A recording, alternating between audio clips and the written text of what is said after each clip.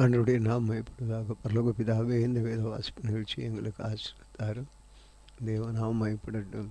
இயேசுவே நீர் எங்களோடு இருந்து கிரியை செய்யும். இயேசு கிறிஸ்துவ நாமத்தில் வேண்டிக் கொள்கிறோம் பிதாவே, ஆமே. இந்த அன்பு நேரிலே நாம் இந்த வேத வாசிப்பு நிகழ்ச்சியை நீங்கள் ஒரு முறை கேட்டால் இந்த ஆண்டிலே ஒரு முறை வேதத்தை வாசித்து முடிக்கிறீர்கள். முழு வேதத்தையும் எத்தனை முறை கேட்கிறீர்களோ அத்தனை முறை நீங்கள் வாசித்து முடிக்கிறீர்கள். இதனுடைய பயன்கள் என்னவென்றால், நீங்கள் சில வேளை வேத புத்தகம் கையில் இல்லாவிட்டாலும் நீங்கள் செல்லு கையில் இருக்கும் அந்த நேரத்தில் இதை நீங்கள் போட்டு இந்த வசனத்தை கேட்டு விடலாம். கேட்டு நீங்கள் தெய்வ மகிமை பெற்றுக்கொள்ளலாம். பிரயாணங்களிலோ அல்லது எல்லா வேலை நேரங்களிலோ இதை பயன்படுத்த ஏதுவாக இருக்கும். ஆகவே இந்த நிகழ்ச்சி உங்களுக்கு ஆசீர்வாதமாக இருக்கும். அது மாத்திரமல்ல, பலவீனம், தோல்விகள், சோர்வுகள், பல நெருக்கங்களிலும் இந்த காரியங்கள் உங்களோடு இடைபடும். ஆகவே தொடர்ந்து இந்த நிகழ்ச்சி வேதவாசி நிகழ்ச்சி நீங்கள் பற்றி கொள்ளுங்கள். கர்த்தர் உங்களை ஆசீர்வதிப்பாராக. நன்றி. இன்றைக்கும் வாசிக்க வேண்டிய வேதபதி 2 நாளாகம 22ஆம் அதிகாரம். எருசலேமின் குடிகள் அவன் இளையகுமாரனாக அகசியாவை அவன் ஸ்தானத்தில் ராஜாவாக்கினார்கள். அரபியரோடைய கூட வந்து பாளையம் இறங்கின தண்டில் இருந்தவர்கள் மூத்த குமாரரை எல்லாம் கொண்டு போட்டார்கள். இவ்விதமாக அகசியா என்னும் யூதாவின் ராஜாவாகிய யோராமின் குமாரன் அரசாண்டான். அகசியா ராஜாவாகிற போது 22 வயதாக இருந்து 1 வருஷம் எருசலேமில் அரசாண்டான்.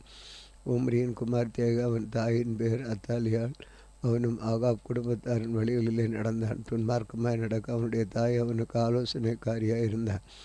அவன் ஆகாபின் குடும்பத்தாரை போல் கர்த்தருடைய பார்வைக்கு பொல்லாப்பானதை செய்தான். அவன் தகப்பன் சென்று போன பின்பு அவர்கள் அவனுக்கு கேடாக அவனுடைய ஆலோசனைக்காரராக இருந்தார்கள்.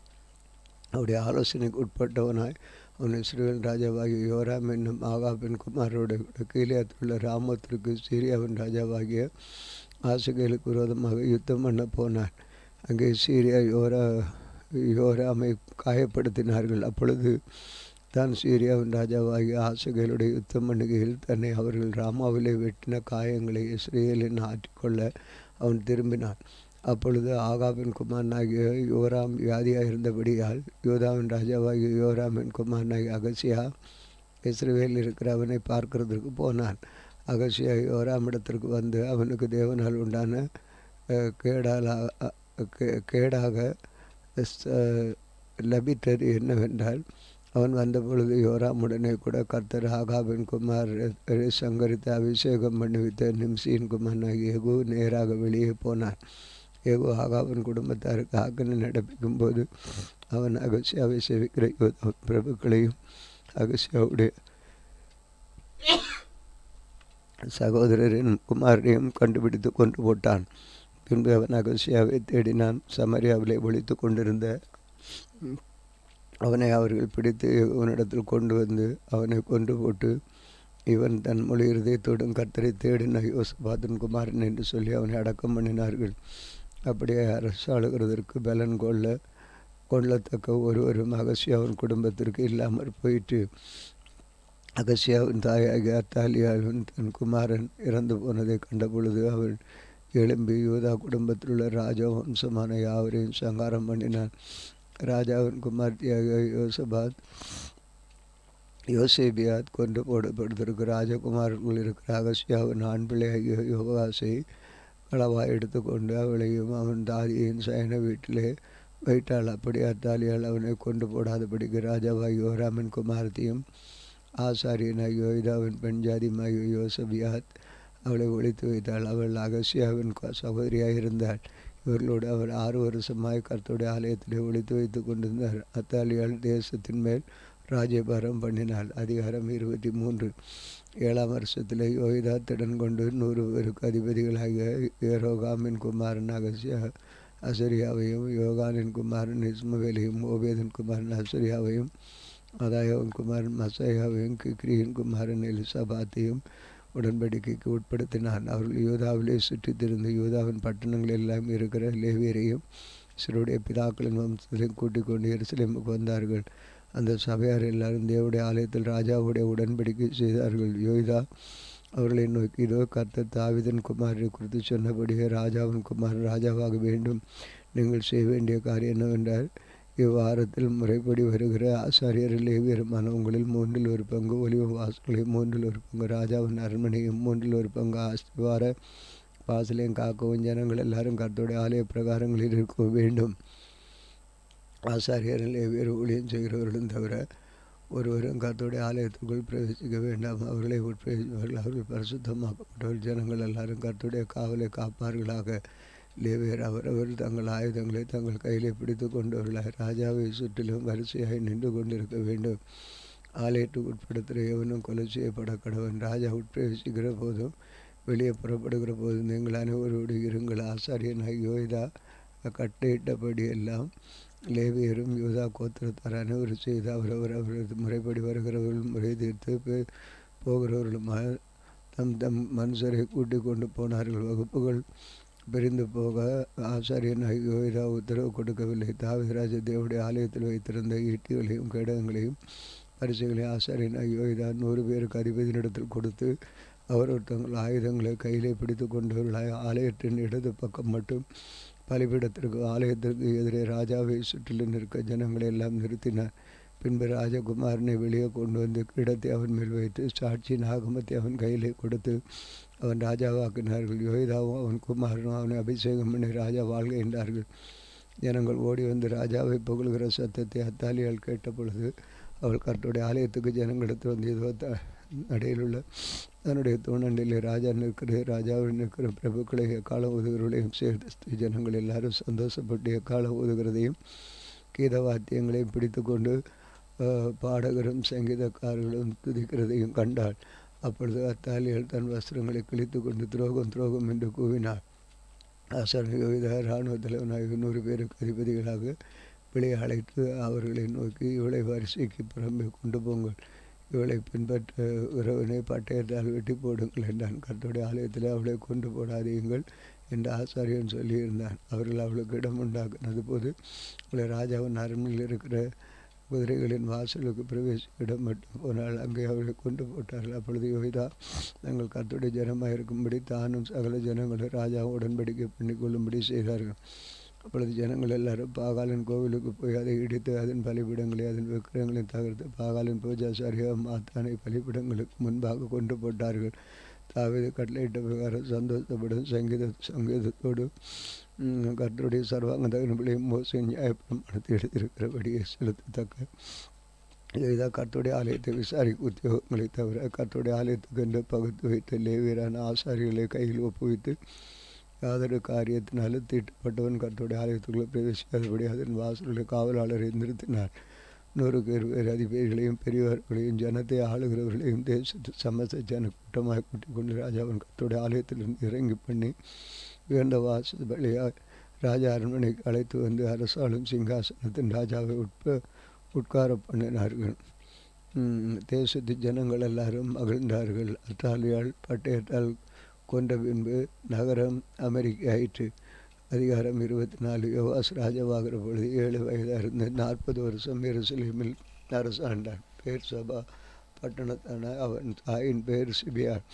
ஆசாரியனாகிய யோய்தாவின் நாளெல்லாம் யோவாஸ் கர்த்தருடைய பார்வைக்கு செம்மையானதை செய்தான். அவனுக்கு யோய்தா 2 ஸ்திரீகளை விவாகம் செய்து கொடுத்தான். அவர்களால் குமாரரையும் குமார்த்திகளையும் பெற்றார். அதற்கு பின்பு கர்த்தருடைய ஆலயத்தை புதுப்பிக்க யோவாஸ் விருப்பம் கொண்டான். அவன் ஆசாரியரையும் லேவியரையும் கூடி வர செய்து அவர்களை நோக்கி, நீங்கள் யூதா பட்டணங்களுக்கு புறப்பட்டு போய் உங்களுடைய ஆலயத்தை வருஷம் பழுது பார்க்கிறதற்கு இஸ்ரவேலருக்கு பணம் சேகரியுங்கள். இந்த காரியத்தை தாமதம் இல்லாமல் செய்யுங்கள் என்றார். ஆனாலும் லேவியர் தாமதம் பண்ணினார்கள். அப்பொழுது ராஜா யோய்தா என்னும் தலைவனை அழைப்பித்து சாட்சியின் வாசஸ்தலத்துக்கு கொடுக்க கர்த்தரின் தாசனாகிய மோசே கட்டளையிட்ட வரி யூதாவிடத்தில் எருசலேமினிடத்தில் இஸ்ரவேல் சபையாரிடத்தில் வாங்குவதற்கு லேவியரை விசாரியாமற் போனது என்ன? அந்த பொல்லாத ஸ்திரீ அத்தாலியருடைய மக்கள் தேவனுடைய ஆலயத்தை பலவந்தமாய் திறந்து கர்த்தருடைய ஆலயத்தில் உள்ள பிரதிஷ்டை பண்ணப்பட்டவைகள் எல்லாம் பாகால்களுக்கு செலவு பண்ணி போட்டார்களே என்றான். அப்பொழுது ராஜாவின் சொற்படி ஒரு பெட்டியை உண்டாக்கி அதை கர்த்தருடைய ஆலயத்தை வாசலுக்கு புறம்பே வைத்து கர்த்தன் தாசனாக மோசே வனாந்திரத்தில் இஸ்ரவேலுக்கு கட்டளையிட்ட வரியை கர்த்தருக்கு கொண்டு வாருங்கள் என்று யூதாவில் எருசலேமில் பறைசாற்றி வைத்தார்கள். அப்பொழுது எல்லா பிரபுக்களும் எல்லா ஜனங்களும் சந்தோஷமாக கொண்டு வந்த பெட்டி நிறைய அதிலே போட்டார்கள். வெகு பணம் உண்டென்று கண்டு லேவியர் கையில் அந்த பெட்டி ராஜாவின் விசாரிப்புக்காரண்டையிலே கொண்டு வரப்படும் பொழுது ராஜாவின் சம்பிரதாயம் பிரதான ஆசிரியனை விசாரிப்புக்காரன் வந்து பெட்டியில் இருக்கிறது கொட்டி எடுத்து அதை திரும்ப அதன் ஸ்தானத்தில் வைப்பார்கள். அப்பொழுது நாளுக்கு நாள் செய்து மிகுந்த பணத்தை சேர்த்தார்கள். அது ராஜாவும் இதாகவும் கர்த்தருடைய ஆலயத்தின் வேலையை விசாரிப்பு ஊழியக்காரர்கள் கொடுத்தார்கள். அதனால் அவர்கள் கர்த்தருடைய ஆலயத்தை புதுப்பிக்கும்படி கல்தச்சரியும் தச்சரியும் கர்த்தருடைய ஆலயத்தையும் பழுது பார்க்கும்படி கொட்டரையும் கண்ணானையும் கூலிக்கு அமர்த்தினார்கள் கொண்டார்கள். அப்படி வேலையை விசாரிக்கிறவர்கள் தங்கள் கையினாலே வேலையை நடந்தேற பண்ணி தேவனுடைய ஆலயத்தை அதன் முந்தின சீனாய் கொண்டு வந்து அதை பலப்படுத்தினார்கள். அதை முடித்து தீர்த்த பின்பு மீந்த பணத்தை ராஜாவுக்கும் யோய்தாவுக்கும் முன்பாக கொண்டு வந்தார்கள். அதனாலே கர்த்தருடைய ஆலயத்தில் செய்யப்படும் பணிமுட்டுகளையும் ஆராதனை பலிமுறைகளையும் வேண்டிய பணிமுட்டுகளையும் கலசங்களையும் பொற்பாத்திரங்களையும் வெள்ளி பாத்திரங்களையும் பண்ணிவிட்டான். யோய்தா நாளெல்லாம் நித்தம் கர்த்தருடைய ஆலயத்தில் சர்வாங்க தகன விலையை செலுத்தி வந்தார்கள். யோகிதா தீர்க்க ஆயுசுள்ளவனாய் 30 வயதிலே மறித்தான். அவன் மரணம் அடைகிற பொழுது 130 வயதாக இருந்தான். அவன் தேவனுக்காகவும் அவனுடைய ஆலயத்திற்காகவும் இஸ்ரவேலுக்கு நன்மை செய்தபடியினால் அவனை தாவீது நகரத்திலே ராஜாக்கள் அண்டையில் அடக்கம் பண்ணினார்கள். யோகிதா மரணமடைந்த பின்பு யோகிதாவின் பிரபுக்கள் வந்து ராஜாவை பணிந்து கொண்டார்கள். அப்பொழுது ராஜா அவர்களுக்கு செவி கொடுத்தார்.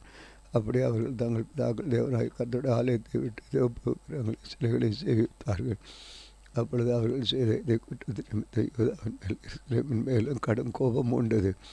அவர்களை நம்மிடத்திற்கு திரும்ப பண்ண கர்த்தர் அவரிடத்திலே தீர்க்கதரிசிகளை அனுப்பினார். அவர்கள் ஜனங்களை திட சாட்சியாக கடிந்து கொண்டார்கள். ஆனாலும் அவர்கள் செவி கொடுக்கவில்லை. அப்பொழுது தேவனுடைய ஆவி ஆசன யோகிதாவின் குமாரனான சகரியாவின் மேல் இறங்கினதினால் அவன் ஜனத்திலே எதிரே நின்று நீங்கள் கர்த்தருடைய கற்பனைகளை மீறுகிறது என்ன? இதனால் நீங்கள் சிந்திக்க பெற மாட்டீர்கள் என்று தேவன் சொல்லுகிறார். நீங்கள் கர்த்தரை விட்டு விட்டதினால் அவர் உங்களை கைவிடுவார் என்றான்.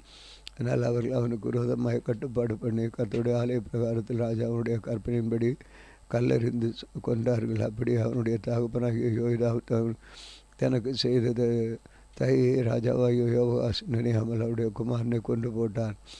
இவன் சாகும் பொழுது கர்த்தர் அதை பார்ப்பார், அதை கேட்பார் என்றான். மறு வருஷத்திலே சீரியாவின் சேனைகள் அவருக்கு விரோதமாக யூதாவில் எருசலேம் வந்து ஜனங்கள் இருக்கிற பிரபுக்களையும் அழைத்து கொள்ளையிட்ட உடைமைகள் எல்லாம் தமஸ்கன் ராஜாவுக்கு அனுப்பினார்கள். சீரியாவின் சேனை சிறு கூட்டமாய் வந்திருந்தாலும் அவர்கள் தங்கள் பிதாக்கள் தேவனாய் கர்த்தரை விட்டு விட்டபடியால் கர்த்தர் மகா பெரிய சேனை அவர்கள் கையில் ஒப்பு கொடுத்தார்.